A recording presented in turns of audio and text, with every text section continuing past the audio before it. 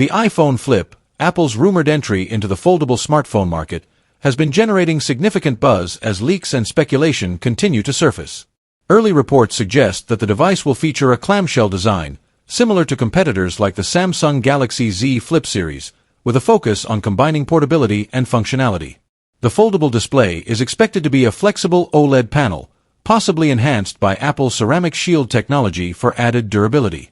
Leaks indicate that the iPhone Flip could include a secondary external screen for quick access to notifications and controls, while the primary display unfolds into a seamless, tablet-like experience.